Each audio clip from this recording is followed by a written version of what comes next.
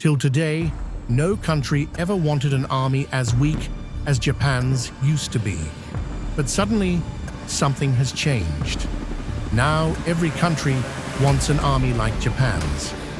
All of Japan's enemy nations have suddenly begun to fear the Japanese military.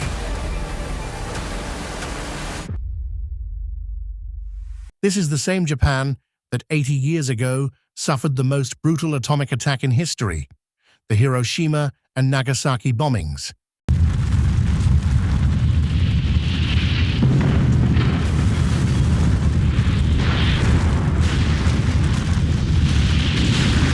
And after World War II, promised never to pick up weapons again. The same country whose constitution's Article 9 literally says, "We will never maintain war potential." But look at Japan today.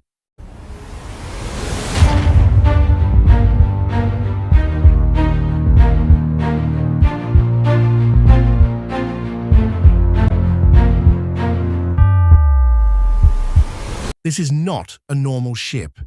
Japan now has a weapon so sharp that it can literally slice an enemy warship into two, just like a knife cuts through butter. This weapon is called the electromagnetic railgun, a cannon that doesn't fire bullets, but electric energy. And mind you, this is a technology even the US has not been able to build yet. But Japan has already built it. Remember that Star Wars scene where a missile is fired from space onto Earth? Japan has basically created that same weapon in reality. And just this month, Japan's defense forces have seen major upgrades. Their naval warship JS Chokai has been sent to the US to be equipped with America's most advanced Tomahawk missiles. JS Chokai is now heading to the United States for a year-long deployment. These missiles have such long range that Japan can fire them from its own homeland all the way to Saudi Arabia. In addition, on 9th October, Japan announced it will arm its submarines and army units with long-range cruise missiles and anti-ship missiles, all high-end technology. Japan has also deployed AI drone swarms across its air force, drones that watch the seas, sky, and underwater regions like a hawk. The US guaranteed Japan's security. Today, the US still has around 80 military bases and 50,000 soldiers in Japan. This arrangement made Japan fully dependent on the US for defense. Japanese leaders felt, if the US protects us, why waste money on military? Let's invest in technology and industry.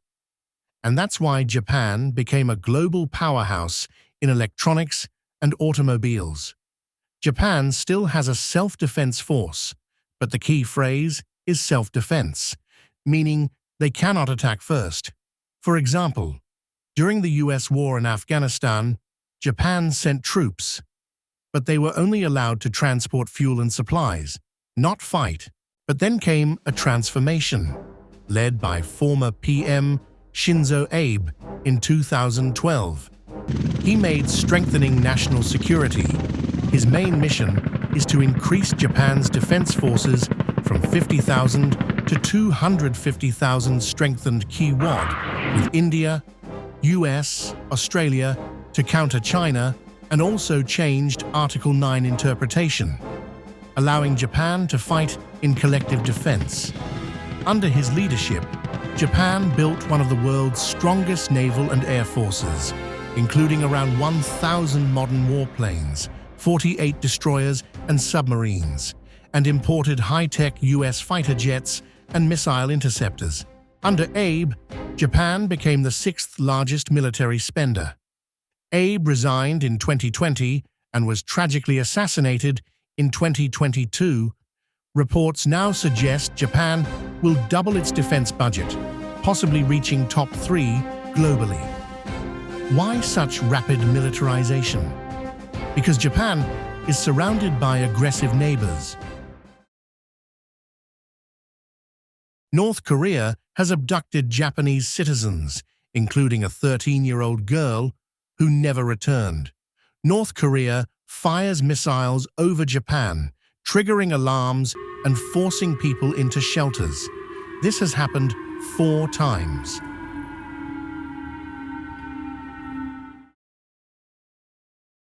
China recently fired ballistic missiles that fell inside Japan's exclusive economic zone, just 100 kilometers from Japanese land. It wasn't an accident. It was a warning.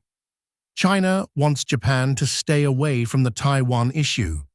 But Japan can't simply ignore Taiwan because Japan's major shipping and trade routes pass right beside Taiwan. Any conflict there would directly threaten Japan's economy and security. And on top of all this, Japan and China already have a long-standing territorial dispute over the Senkaku Islands, a conflict that has lasted more than 40 years. After Russia invaded Ukraine, Japan realized major wars can still happen. Japan and Russia have territorial conflicts over the Kuril Islands, which is rich in natural resources.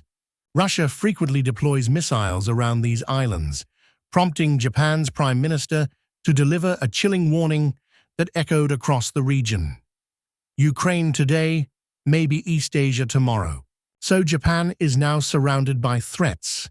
Therefore, Japan's decision to militarize is logical and necessary. Even though Japan is one of the biggest military spenders, it still spends only 1% of its GDP on defense, meaning this is just the beginning.